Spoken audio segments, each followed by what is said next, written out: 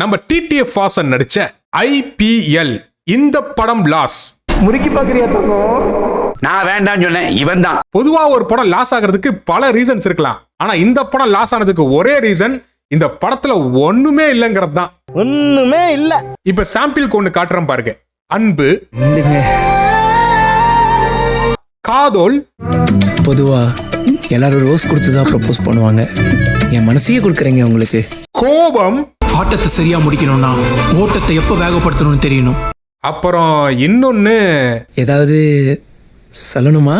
ஆமா, இந்த நடிப்பு. நம்ம ஹெச் ராஜா நடிச்ச கந்தன் மலைக்கு அப்புறம் ஹெச் ராஜாவோட நடிப்பை மிஞ்ச இந்த உலகத்துல ஒருத்தன் இல்லவே இல்லைன்னு நினைச்சிட்டு இருந்தேன். அவருக்கே டஃப் கொடுக்க ஒருத்தன் வந்திருக்காண்டா. நம்ம தமிழ் சினிமாவோட நிலைமைய பாருங்களேன். வாட்டர்மெலன் ஸ்டார் திவாகர், ஹெச் ராஜா, அந்த வரிசையில கலிய இப்ப டிடிஎஃப் வாசன், அடுத்து ஒருத்தர் வராரு அந்த லிஸ்ட்ல, இன்பநிதி. ஒரு நாயகன் ஆனா இந்த கலிஞ்ச வச்ச படத்துக்கு ஒரு பில்டப் ஒண்ணு கொடுத்தீங்க பாரு நீங்க. தமிழ்நாட்டிலே யாரும் பண்ணாத 24 மணி நேரம் லைவ் IRL ஸ்ட்ரீம், அடுத்த ஐஷோ ஸ்பீடுலாம் பில்டப் கொடுத்தீங்க. ஐஷோ ஸ்பீட் பண்றத நீங்க பண்றீங்க. இந்த படத்தை ப்ரோமோட் பண்றதுக்கு IRL ஸ்ட்ரீம் இல்ல, அந்த ஐஷோ ஸ்பீட இறங்கி வந்து ப்ரொமோஷன் பண்ணா கூட இந்த படத்தை ஓட வைக்க முடியாதா? முறுக்கி பாக்குறியா தங்கம்? இதுக்கப்புறம் இந்த வீடியோல வரக்கூடிய அனைத்துமே படத்துடைய கேரக்டர்ஸ பேசுறது தானே தவிர ரியல் லைஃப் பர்சன்ஸ கிடையாது. பர்சனலா எடுத்துட்டு கமெண்ட் செக்ஷன்ல வந்து பாஞ்சிராதீங்க. படத்துடைய ஓபனிங் சீன்லயே நம்ம கிஷோர் அங்கிள காமிக்கிறாருங்க. அங்கிள் என்ன பண்ணிருக்காரு தெரியுமா? கம்பெனிக்கு இன்ஃபார்ம் பண்ணாமலே கம்பெனியோட கல்லாப்பெட்டில இருந்து காசை எடுத்து டிரைவருக்கு கொடுத்துருக்காப்ல. அதான் நம்ம டிரைவர் சரவணா இருக்கார்ல, அவர் பையனுக்கு கேஷ் எடுத்து கட்டுறதுக்காக தான். அந்த டிரைவர் காசை தூக்கிட்டு ஓடி போயிட்டான். இப்படி ஒரு முட்டா கூத்தனமா விஷயம் பண்ணா மேனேஜரனா மடியில கூப்பிட்டு வச்சு கொஞ்சவா செய்வான்? இழிச்சிட்டான். முட்டாள், கடைசி வரைக்கும் லேபராவே வாழ்ந்து சாவு. இந்த ஆளோட அப்நார்மல் ஆக்டிவிட்டிஸ பார்த்தா இவன் பிறக்கும் போதே ஒரு மக்கு கூவா தான் இருந்திருப்பான் போல. ஆனா ஏதோ புதுசா தப்பு பண்ணி திட்டு வாங்கிட்ட மாதிரி ஓடு ஒப்பாரி வச்சு அழுக ஆரம்பிச்சிட்டான். ஏங்க இப்படி அழுவுறீங்க? கல்ச்சர்ல போற மேனேஜர் என்ன புடிச்சு கண்டம் பண்ணிட்டாண்டி. சொந்த கம்பெனி மாதிரி கல்லாப்பேட்டில இருந்து காசு எடுத்து கொடுத்தா கடிச்சு வைக்காம வேற என்ன பண்ணுவான்? சரி விடுங்க. நீயும் என்ன கடிக்கிற பத்தியா? என்னதான் நம்ம ஆன்டி ஒரு பைத்தியக்காரனை கல்யாணம் பண்ணிருந்தாலும் புருஷனா போயிட்டானே, போனா போதுன்னு நகையை கொடுத்து புதுசா சொந்தமா கார் வாங்கி கொடுக்கறா. புதுசா கார் வாங்கணும் தான் வாங்கினாங்க, காருக்குள்ளே குடும்பம் நடத்துறாங்க. நியூஸ் பேப்பர் படிக்கிறது என்ன, அங்கனே காப்பி குடிக்கிறது என்ன, அங்கனே குளிக்கிறது என்ன. டேய் 10-15 கார் வச்சிருக்கவங்க கூட இம்புட்டு பில்டப் பண்ண மாட்டான்டா. விட்டா அவன் பொண்ணுக்கு கல்யாணம் பண்ணி காருக்குள்ளே சாந்தி முகூர்த்த ஏற்பாடு பண்ணிடுவான் போல. மக்களை இப்பவே உங்களுக்கு புரிஞ்சிருக்கும், இது ஒரு மாதிரியான மண்டக்கோளாறு ஃபேமிலி அப்படிங்கிறது. சம்பாரிச்ச காசெல்லாம் சேர்த்து வைக்கிறாங்களோ இல்லையோ, சூப்பர் மார்க்கெட்டுக்கு போய் பணத்தெல்லாம் ஊதாரித்தனமா செலவு பண்றாங்க. நோ பார்க்கிங்ல வேணும்னே வண்டியை நிறுத்திட்டு 1000 ரூபாய் ஃபைன் கட்டுறாங்க. 5 ஸ்டார் ஹோட்டல்ல போய் சுத்தி பார்த்தமா ஒரு ஃப்ரைட் ரைஸை வாங்கி 10 பேர் ஷேர் பண்ணமான்னு இல்லாம அங்கனே பார்ட்டி பண்ணி பணத்தெல்லாம் வேஸ்ட் பண்றாங்க. பத்தாவதுக்கு சீரியல் லைட் எல்லாம் மாட்டி சீன் போடுறாங்க. இதான் சார் நம்ம பையன் புத்திங்கிறது. ஒரே நாள்லயே 10,000 ரூபாய் சம்பாரிச்சாலும் சேர்த்து வைக்கணும்னு நினைக்க மாட்டாங்க. செவிட்டு மேனிக்கு செலவு பண்ணி மாச கடைசியில வாங்கின காருக்கு EMI கட்ட முடியாம குண்டி கிழிஞ்சு உட்காந்துருப்பாங்க. மிடில் கிளாஸ் மைண்ட் செட்ல இருந்து திருந்துங்களேண்டா.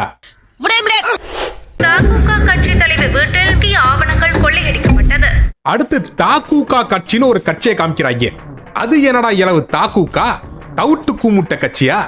சரி போய் தொலை. அந்த கட்சி தலைவி ஹாஸ்பிட்டல்ல அட்மிட் ஆயிட்டாலாமா. அந்த கட்சி தலைவியோட வீட்டுக்கு புகுந்து கரண்ட் CM ஒருத்தர் அவர் அசிங்கப்பட்ட ஃபுட்டேஜையும் சில பல டாக்குமெண்ட்டையும் களவாட 4 தவுட்டு தற்கூரி அனுப்புறாங்க. ஆனா பாருங்க மாப்ள, சில கட்சியில சில கவுன்சிலர்களுக்கே பாதுகாப்புக்கு ஒரு போலீஸ் இருப்பாங்க. ஆனா ஒரு கட்சியோட தலைவி வீட்டுல 2 செக்யூரிட்டி மட்டும் பாதுகாப்பு வச்சிருக்காங்க. இப்படி பாத்துக்கிடுங்க. அந்த 2 செக்யூரிட்டி அடிச்சு போட்ட இந்த 4 களவாணிங்க லாக்கருக்கு RDX பாம்பெல்லாம் வச்சு பிளாஸ்ட் பண்ணி உள்ள இருக்கிற டாக்குமெண்ட் ஃபுட்டேஜ் எல்லாம் எடுக்கிறாங்களாமா. ஏண்டா பாம்பெல்லாம் வச்சு பிளாஸ்ட் பண்றீங்களே, உள்ள இருக்கிற டாக்குமெண்ட் எரிஞ்சிச்சுன்னா என்னடா பண்ணுவீங்க? ஐயோ மகனே, அத பத்தி யோசிக்கவே இல்லையே. அப்ப நான் உங்களை தவுட்டு தற்கறின்னு சொன்னதுல நீங்க கோச்சிக்கலையே. அடுத்து அனைவரும் எதிர்பார்த்து கொண்டிருந்த தமிழ்நாட்டு போலீஸ்கே கண்டென்ட் கொடுக்கும் ஒரே நாயகன், நம்மளோட கதாநாயகன் டிடிஎஃப் வாசனோட இன்ட்ரோ. முறுக்கி பாக்குறியா தங்கம்?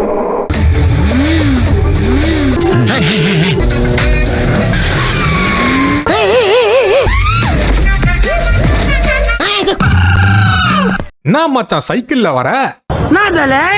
ஆனா மாப்பிள்ளை இவங்க ஒன்னு உருட்டுறாங்க பாத்துக்கிடுங்க. இவர் சைக்கிள்ல ஃபுட் டெலிவரி பண்றாராமா. ஆனா செகண்ட் ஹாஃப் ஃபுல்லா 5 லட்ச ரூபா கார் எடுத்துட்டு சுத்துறாப்ல. ஏன் இந்த ஆளு சைக்கிள்ல டெலிவரி பண்றாப்ல? அந்த கார் எவனோடது? அப்படியே அந்த காரை வாடகைக்கு எடுத்துட்டு வரானே வச்சுக்க. ஆனா இவனே ஃபுட் டெலிவரி பண்ணி அந்த காசுல தான் படிக்கிறானாமா. ஹலோ, நாங்களும் ஸ்டூடெண்ட் தாங்க. அப்ப காருக்கு எப்படி அவன் வாடகை கட்டுவான்? இப்படி படத்துல பல கேள்வி இருக்கு. ஆனா அதுக்கு இந்த படத்துல தான் பதில் இல்ல. படம் எடுத்தவன் 5 நிமிஷத்துல கதை எழுதிருப்பான் போல. எலவு இந்த கதைக்கு 5 கோடி ரூபாய் செலவு பண்ணிருக்காங்க. ஆனா இந்த படம் கலெக்ட் பண்ணது 50 லட்சம் ரூபாய். இதுல 25 ரூபாய் டிடிஎஃப்க்கு சேலரி வேற. நிறைய காசு வச்சிருந்தீங்கன்னா எனக்கு கொஞ்சம் கொடுங்கடா. நானாச்சு மாண்டி நற்பணி மன்றம்னு ஒன்னு ஆரம்பிச்சு எனக்கு சப்ஸ்கிரைப் பண்றவங்களுக்கு அக்கௌண்ட்ல காசை போட்டு விடுறேன். டேய் மச்சி சொல்றா. அடுத்து நம்ம ஆளு ஹீரோயின் வீட்டுக்கு ஃபுட் டெலிவரி பண்ண போறாப்ல. ஹீரோயின் வந்தது கூட தெரியாம பொண்ணுங்களை பத்தி அசிங்கமா கேவலமா பிற்போக்குத்தனமா பேசுறாப்ல. காலையில பல்லு விளக்குற ஆளுகளோ இல்லையோ, காஃபில ஆரம்பிச்சு பிரேக்ஃபாஸ்ட் லஞ்ச் டின்னர்னு ஆன்லைன்லயே ஆர்டர் பண்ணி பொண்ணுங்களை கழுவி ஊத்துனதை பார்த்து நம்ம ஹீரோயினுக்கு காதல் வந்துருச்சான். இது என்ன இளவு? என்ன திங்கிற தீனி அப்படி. ஆனா நான் எல்லா பொண்ணுங்களையும் அப்படி சொல்லலாம் மச்சான். டேய், நானும் பார்த்த படத்துல என்னென்னமோ கழிஞ்சு வச்ச காதல் கதையெல்லாம் கேட்டிருக்கேன்டா. எலவு கழுவி ஊத்துனதுக்குலாம் ஒருத்திக்கு காதல் வருமாடா? என்ன கன்றாவிடா இது. அப்படியே அந்த சீனை கட் பண்ணி மகா மட்டமான பிற்போக்குத்தனமான ஒரு பாட்டை ஒண்ணு போடுறாங்க.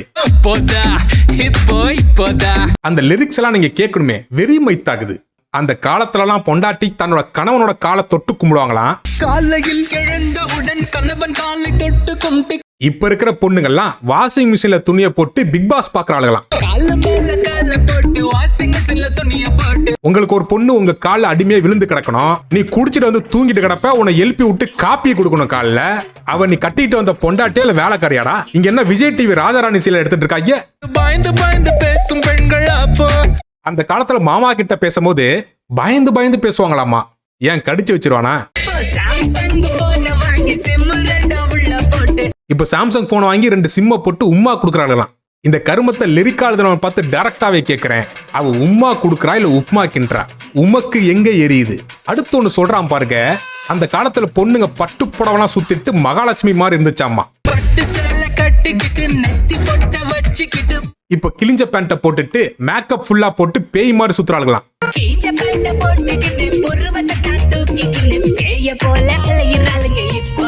இங்க பாடுற மக்குக்கு அந்த கீஞ்ச பேண்டையும் நீ வாங்கி கொடுக்கல, அந்த பட்டு புடவையும் நீ வாங்கி கொடுக்கல.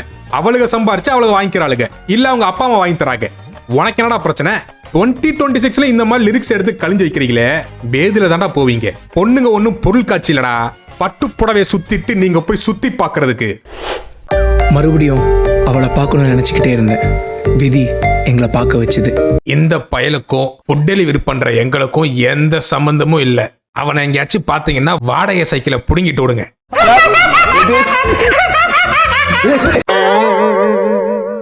நான் என்ன பேசுறதுன்னே தெரியாம ஏதேதோ பேசினேன்.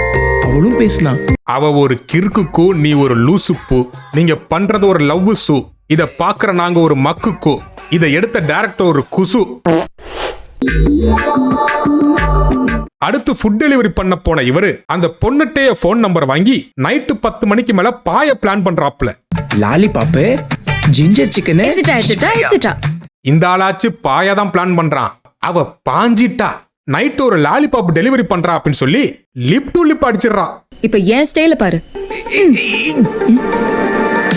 இதுல என்ன ஒரு ஹைலைட்னா, இது ஒரு ப்ரொபோசல் சீனு. ஆனா மாப்பிள இந்த உலகத்திலே இல்ல, இந்த மில்கிவே கேலக்சிலே இப்படிப்பட்ட ப்ரொபோசல் சீனை எவனும் யோசிச்சிருக்க மாட்டான். ஏண்டா ப்ரொபோசலுக்கே லிப்லாக் சீன் எழுதுறீங்கன்னா டேட்டிங் சீன் எழுதுனா என்னன்னா எழுதுவீங்க நீங்க? படம் ஆரம்பிச்சு 10 நிமிஷம் தாங்க ஆகுது, அதுக்குள்ள இம்புட்டு பாடாப்படுத்துறாங்க. படம் முடியறதுக்குள்ள பைத்தியக்காரனா ஆக மாதிரிதான் சரி. மக்களை கொஞ்சம் இமேஜின் பண்ணி பாருங்க. நல்ல ஒரு பெரிய சைஸ் லெக் பீஸோட டேஸ்டா ஒரு பிரியாணி சாப்பிட்டு இருக்கும் போது குறுக்க போன ஒருத்தன் குசு விட்டா எப்படி இருக்கும்? அது மாதிரி நல்லா போயிட்டு இருந்த இவங்க காதல்ல எவனோ ஒருத்தன் கருவிட்டான் போல. நம்ம ஹீரோயினோட அண்ணன், நம்ம கேப் டிரைவர் ஒரு டிபார்ட்மெண்டல் ஸ்டோர்ல டயப்பரா வாங்கிட்டு கிளம்பும் போது குறுக்க டிடிஎஃப் வந்துடுறாப்ல. எவன்டா அவன் சாவுகிறாயின்னு சொல்லி திரும்பி பார்த்து இவரோட ஜிஎஃப் ஓட அண்ணனை தேவையா பையா அப்படின்னு சொல்லி தகாத வார்த்தையில திட்டி போடுறாரு. இதுல என்ன ஒரு சுவாரஸ்யமான விஷயம்னா, இந்த ஆளு ஓயாம போய் அந்த பொண்ணு வீட்டுக்கு ஃபுட் டெலிவரி பண்றான். ஆனா அந்த பொண்ணோட அண்ணனை ஒரு வாட்டி கூட பார்த்தது இல்லையாமா. சரி, இதெல்லாம் கூட விடுறா. ஓப்பனிங் சீன்ல சைக்கிள்ல ஃபுட் டெலிவரி பண்ணிட்டு இருந்தான். இப்ப இந்த ஆளை இடிக்கிறதுக்குன்னா பைக் எடுத்துட்டு வந்திருக்கான். ஏண்டா படத்துல மிஸ்டேக் இருக்கலாம், படமே வாடா மிஸ்டேக்கா எடுத்து வச்சிருப்பீங்க. இதை வேற நான் மிஸ்டேக்கா பார்த்துட்டேன், முடியலடா. பார்த்து வரக்கூடாது. நம்ம ஹீரோ தேவையா பையா அப்படின்னு சொல்லி திட்டிட்டு போனது இல்ல, அதிர்ச்சியாயி அங்கனே நின்றுறாப்ல. பாவத்தை பின்னாடி வந்தவன் வண்டியை விட்டு ஏத்திடுறான். டெய்லியும் நம்ம ஆளு பொண்டாட்டி மூஞ்சில முடிச்சிட்டு வரான் போல. கம்பெனியில் வேலை பார்க்கும் போது மேனேஜர் திட்டு வாங்குறான். சரி சொந்தமா ஒரு கார் வாங்கி கேப் டிரைவர் ஆகி முன்னேறலான்னு பார்த்தா டெலிவரி பாய்ல வந்து திட்டிட்டு போறான். சரி பரவாயில்ல போய் தொலைது அப்படின்னு பார்த்தா ஒருத்தன் கொண்டாந்து வண்டியை ஏத்தி காலை பிராக்சர் பண்ணி விட்டு பெட்ல படுக்க வச்சுட்டான்.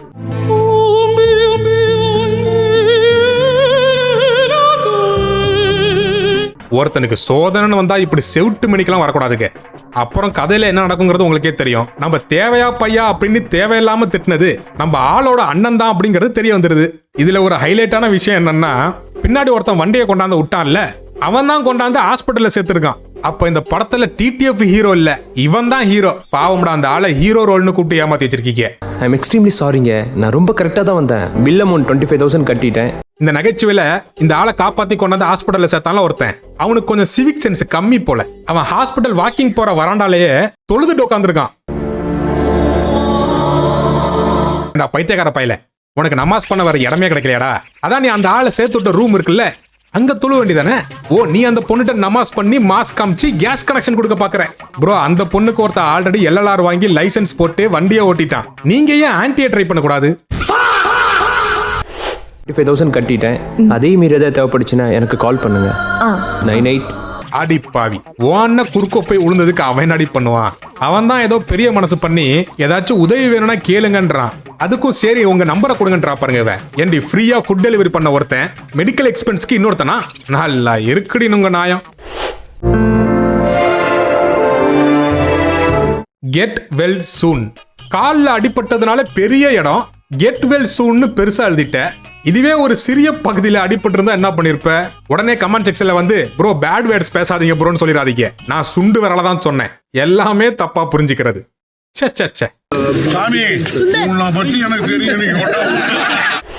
ஃப்ராக்சர் இருக்கு. ஸோ நீங்க 12 வீக்ஸ் வரைக்கும் கார் ஓட்டக்கூடாது. இந்த ஆளுக்கு கால் உடஞ்சி கார் ஓட்ட முடியாதனால மாச இஎம்ஐ கட்ட முடியல. 2 மாசமா இஎம்ஐ வேற கட்டல காருக்கு. என்ன ஆட்டோ ஆடினடா. மாசம் இஎம்ஐ கட்டுறதுக்காக காரை வாடகைக்கு விட்டுறாப்ல. டிராவல்ஸ்ல இருந்து வந்திருக்காங்க. Thank you madam.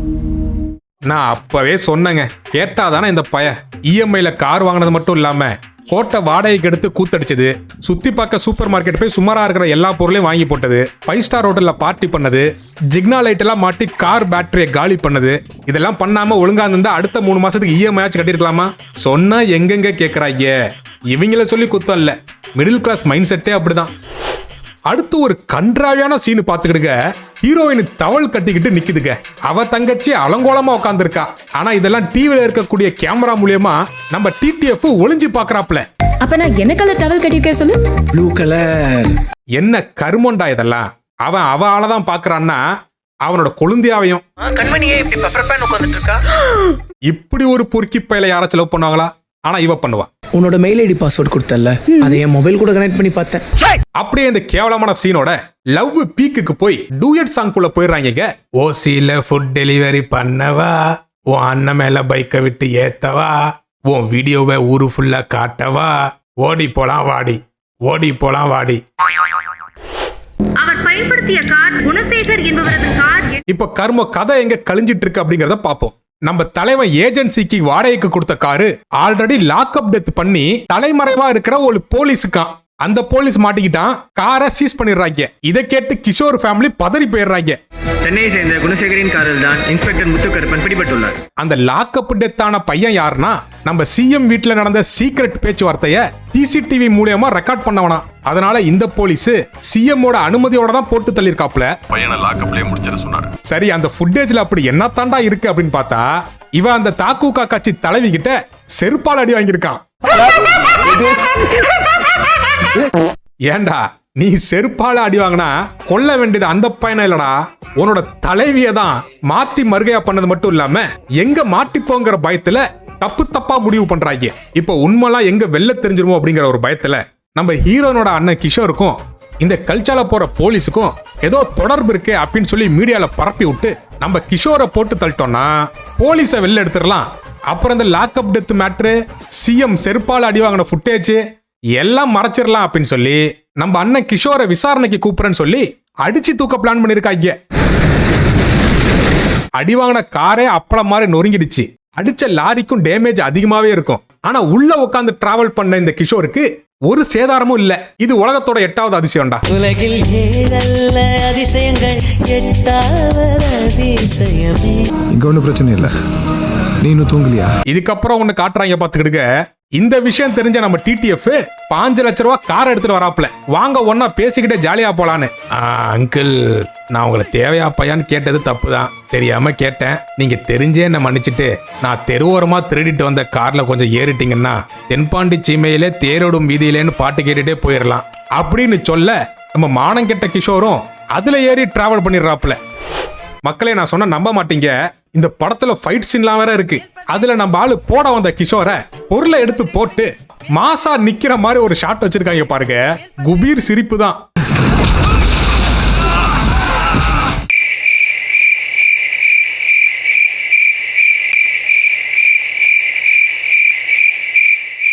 கந்தன் மலை ஹெச் ராஜாமல் நில்லுனா நின்றுவியாயா?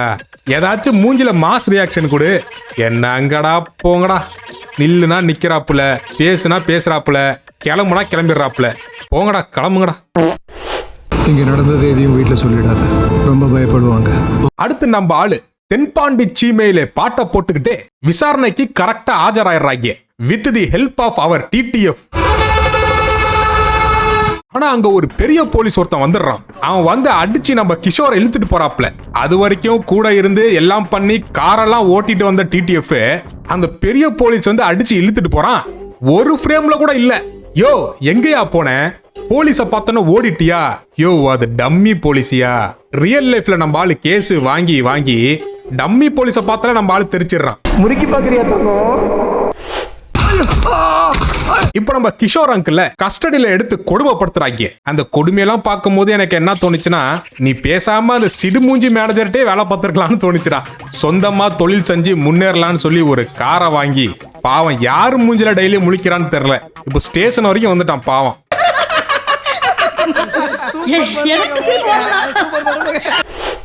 ராஜேஷாவுக்கு குணசேகரன் அங்கிள் காரணம் இல்லைன்னு நிரூபிக்க என்னால முடிஞ்ச ஆதாரத்தை நிச்சயம் கொண்டு வரேன் சார். இப்ப நம்ம ஆளு ஆதாரத்தை கொண்டு வரதுக்காக தன்னோட லக்ஸரி கார்ல போயிட்டு இருக்கும் போது நம்ம ஆளை சுத்து போட்டுறாங்க. ஆனா நம்ம ஆளு என்ன பண்ணாரு தெரியுமா? போலீஸா இருந்தாலும் சரி, பொறுக்கியா இருந்தாலும் சரி, நான் யாரு என்னெல்லாம் பார்க்க மாட்டேன், ஒரே ஓட்டமா ஓடிடுவேண்டா அப்படிங்கிற மாதிரி வண்டியோட டாப்பை திறந்து ஒரே ஓட்டமா ஓடி போயிடுறாப்ல. ஓட்டம் மார்க்கெட் நான் பாக்கலையே, அப்படி ஒரு ஓட்டம். ஆட்டத்தை சரியா முடிக்கணும்னா ஓட்டத்தை எப்ப வேகப்படுத்தணும்னு தெரியணும். ஐ திங்க் அந்த ரவுடி பசங்களை இவர் மஃப்டி போலீஸ் நினைச்சிருப்பாரு போல. இந்த லாக்அப் டெத்தான ராஜேஷை கொலை பண்ணது நம்ம கிஷோர் அங்கிள் தான் அப்படின்னு சொல்லி ஒரு ஃபேக்கா ஒரு கேஸை கிரியேட் பண்ணி நிரபராதியான நம்ம கிஷோர் அங்கிள் A1 அக்யூஸ்டாக்க ட்ரை பண்றாங்க.